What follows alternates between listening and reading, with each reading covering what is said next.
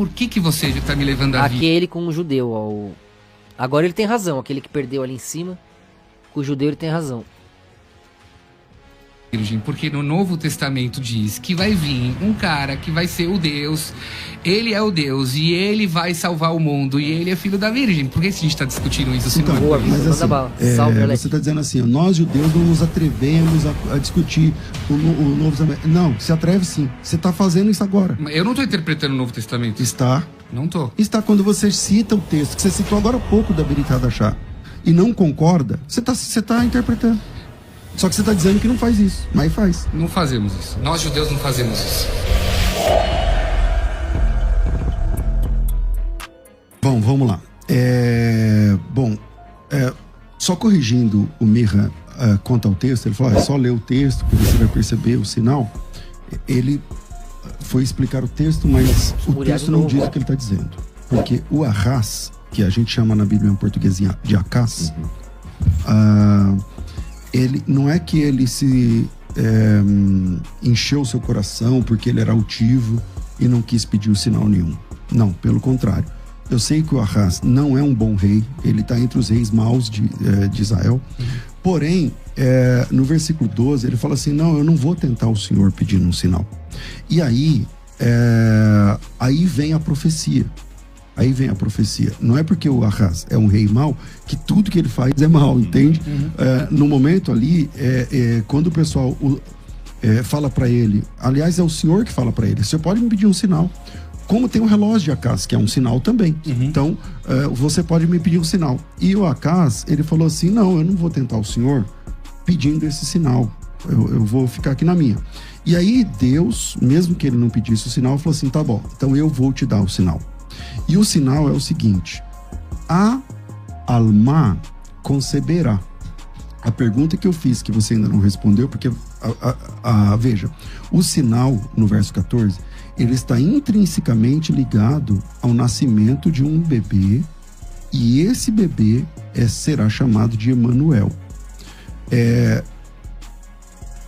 Deus mandou que essa criança fosse chamada Emanuel. Mas o chamado lá não é apenas o Shem, não é apenas o Shemot, não é apenas o nome dele, mas ele seria conhecido como Emanuel, que significa Deus conosco. E esse menino que será chamado ou conhecido como Deus conosco, ou seja, Deus no meio da gente,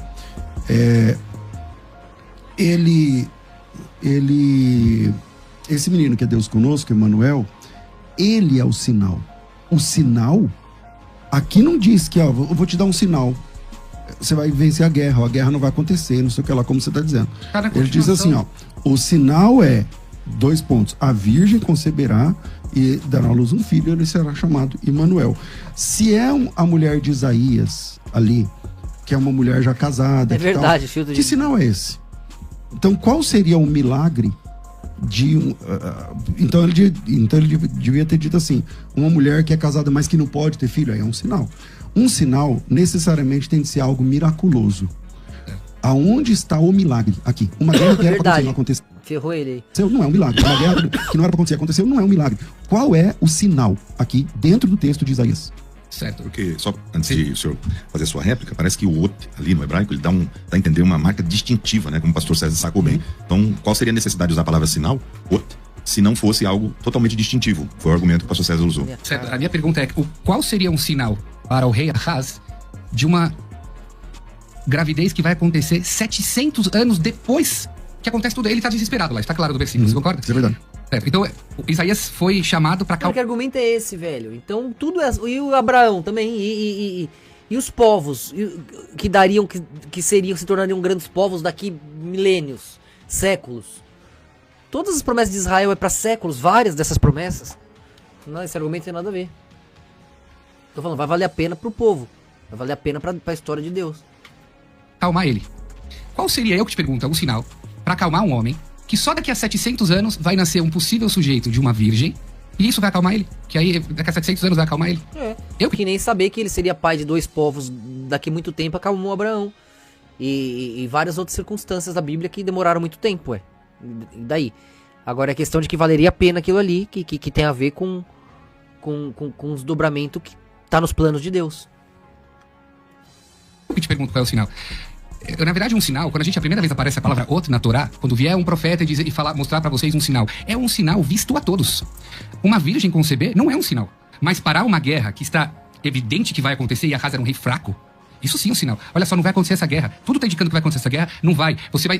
E a moça vai ver Karat chamou Emanuel. A moça vai chamar ele de Emanuel. Aliás, quando você abre Mateus, lá não está escrito que é a moça que vai chamar ele de Emanuel. Mas na Bíblia está escrito que a moça vai chamar ele de Emanuel. Então é uma pergunta que eu tenho pra vocês, cristãos, como vocês interpretam isso? Porque ela... mas depois fica claro que a criança já tá lá e não é como se a criança não tivesse nascido. Fica claro que é um salvador, aquele que a mulher abençoou. A mulher deu aquela bênção de que Deus estará na terra através dele. E que é o ungido. É o escolhido, aí é igual, Cristo significa isso, só muda o idioma. Tu vê, carata, a moça vai chamar Emanuel e não que foi chamado Emanuel. É isso que eu falo, uma profecia. Você não pode chegar e agora eu tô vendo um jumento. Eu vou sentar num jumento para se concretizar as profecias. Quando eu leio o Novo Testamento, toda hora eu vejo isso. Eu vou fazer isso para se concretizar as profecias. Não funciona, as coisas têm que... Não, o narrador falando, e para que se concretizasse as profecias, aquilo ali se possibilitou. Não é fácil, não é só ele decidir, vou entrar com um jumento em Jerusalém, que beleza. Aí qualquer um faria. É você ter o poder, as pessoas, a circunstância. De uma forma natural, e aí sim... Mas é verdade, mas é natural, foi se formando a possibilidade. Mas a hora, qualquer um que conheça a profecia, na hora que vê que vai acontecer, vai saber que tá acontecendo. Aí ele vai fingir que não. Então ele vai estar fazendo conscientemente, ué. E daí? Não muda que plasmou. Profecia. Pra mim, um profeta vir pra um rei e falar, fica tranquilo, daqui a 700 anos vai nascer Jesus. E no que você acalmou o rei? Posso responder? Pode. Mas várias vezes aconteceu isso em Israel, velho. Bora lá. Primeiro, ele está dizendo que o Emanuel seria o nome que a mãe chamaria a criança, né? Bom, eu te dei o texto, né, do capítulo 8, que é a continuação, e lá na continuação diz assim, penetrarão em Judá, inundando-a e passando por ele. Chegarão até o pescoço. As alas estendidas do seu exército cobrirão a largura da tua terra, ó Emanuel. Esse Emanuel é aquele menino? É. Ou Boa. Deus? É o menino. Esse Emanuel aqui, você acredita que é o menino. Aí no versículo 10 diz assim, ó, forjai projetos e eles serão frustrados, dai ordens e elas não serão cumpridas, porque Deus é conosco. É também o menino? Exatamente, Boa. todos os nomes judaicos têm a ver... Aí meteu o louco. com Deus está com você. Meu nome é Michael. Quem é como Deus? Isso é uma prática normal de colocar nomes em pessoas. Então, mas o menino não existia. Por que nasceu esse menino? Na Então, nossa Torá oral está escrito que existia. ele nasceu um filho instantaneamente? Instantaneamente. Ah lá, agora nasceu instantaneamente.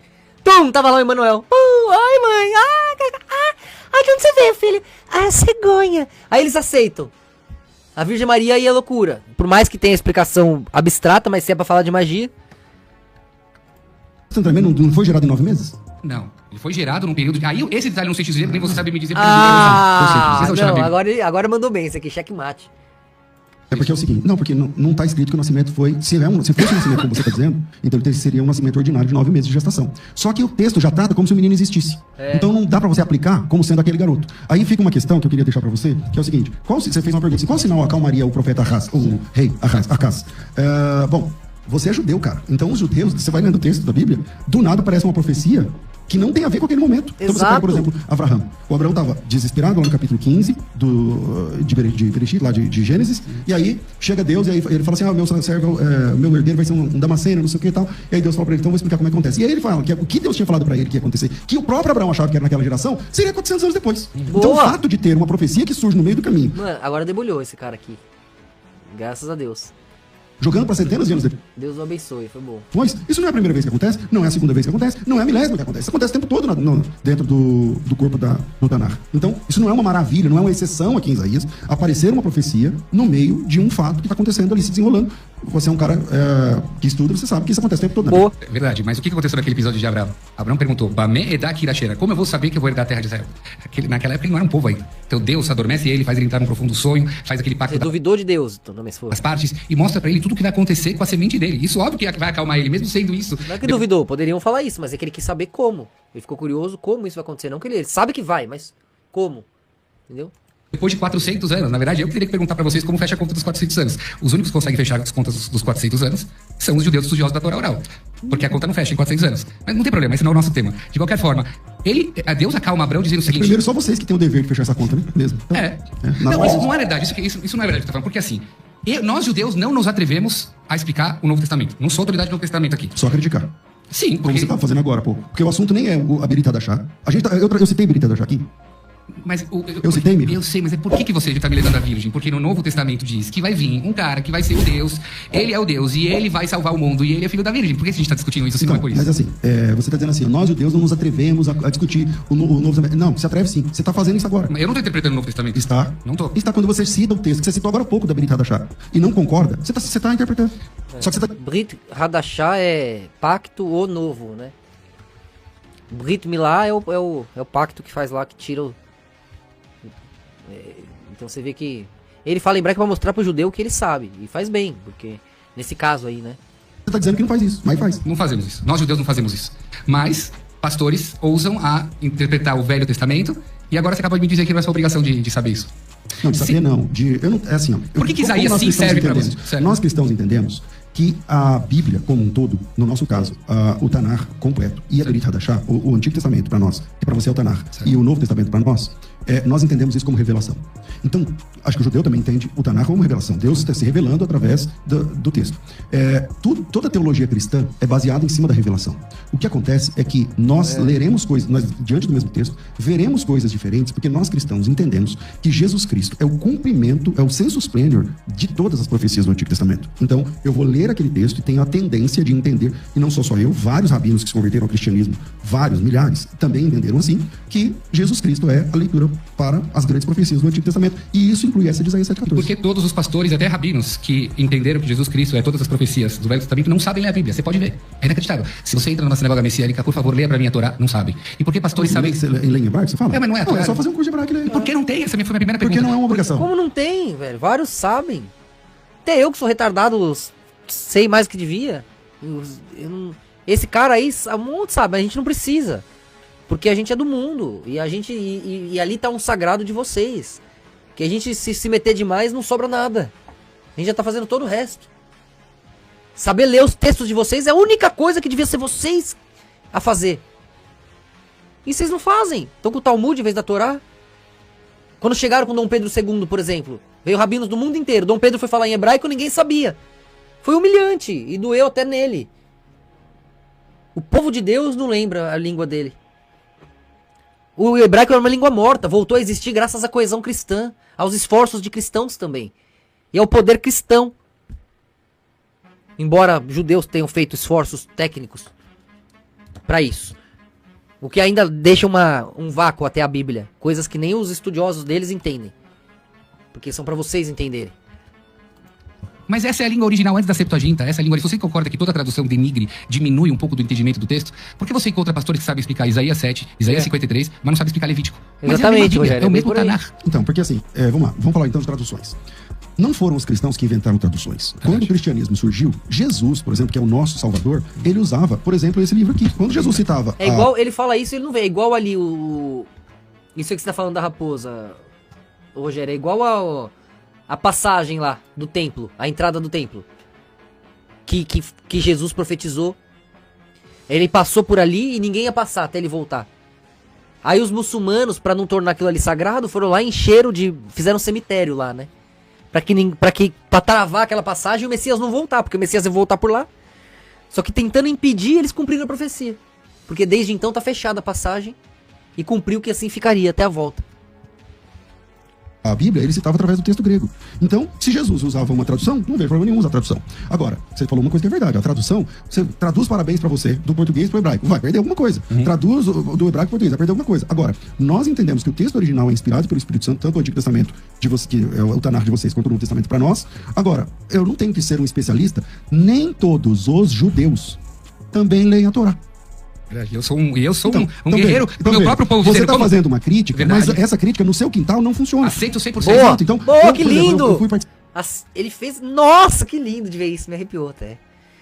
Mano, ele deu uma tacada verdadeira e o cara aceitou 100%, que bonito, me emocionou.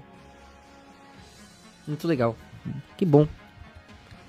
participar de um culto de chegada do Shabbat, como você chama? De sexta-feira. De sexta-feira.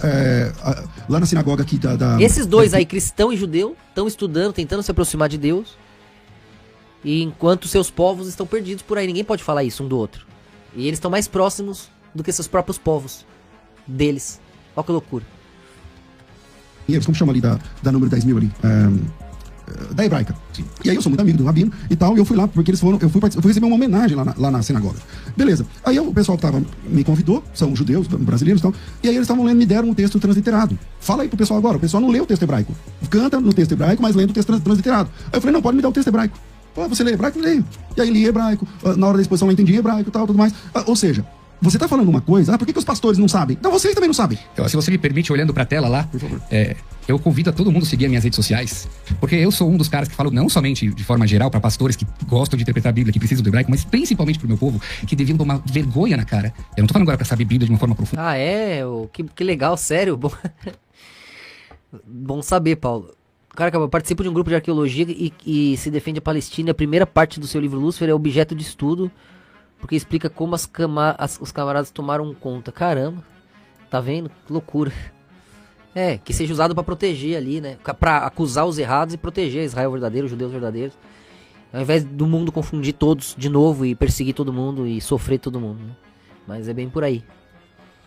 Que eles acordem e se arrependam, né?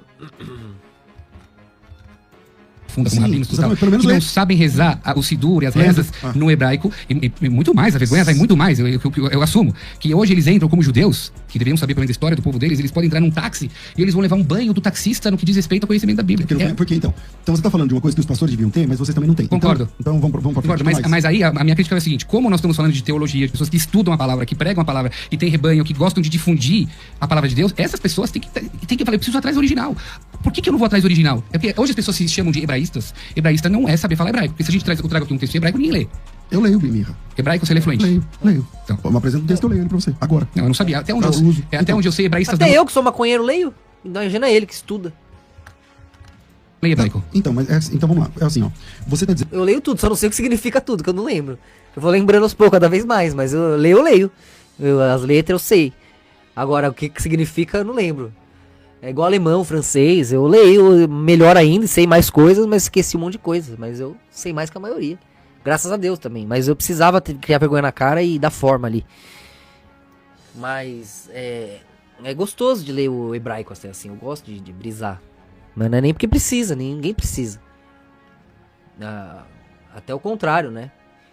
Você precisa conseguir, apesar disso, expressar. Pra salvar os perdidos. Senão todo mundo vai ter que ser nerd pra entender. O contrário é mais valioso. Dizendo uma coisa que a sua comunidade, eu não quero ser deselegante, não vive. Então, Isso eu já assumi. Ok, beleza.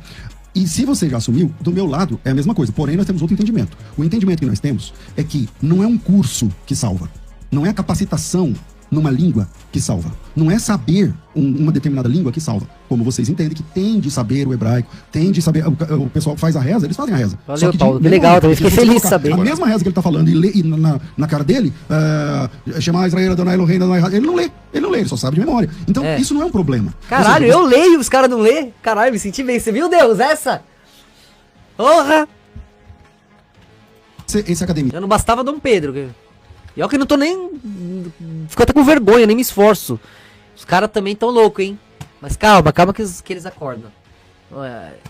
Cismo que você está falando é interessante, mas é interessante para academia, entendeu? Então, para os acadêmicos, é legal a gente saber colocar o texto hebraico aqui, vamos ler o texto hebraico. Eu trouxe aqui a Vulgata. Desculpa, você ficou a quinta. Você lê grego? Não, então, eu leio grego. Então, Olha! eu não sou professor de grego, mas eu leio grego, consegui me virar. Tome-lhe, Jones. Vai zoando nossa tropa. Nossa tropa é maluca, mas é nerd. Ah, moleque. Agora, isso na academia é importante. Agora, Vai zoando nós, Goim. Nós é nós. Ô! Para, Bob, não se empolga. para você ter um lugar com a pessoa, não tem que ter um diploma, não tem que saber necessariamente. Destruiu. Tá louco. Traga um pastor pra esse troféu.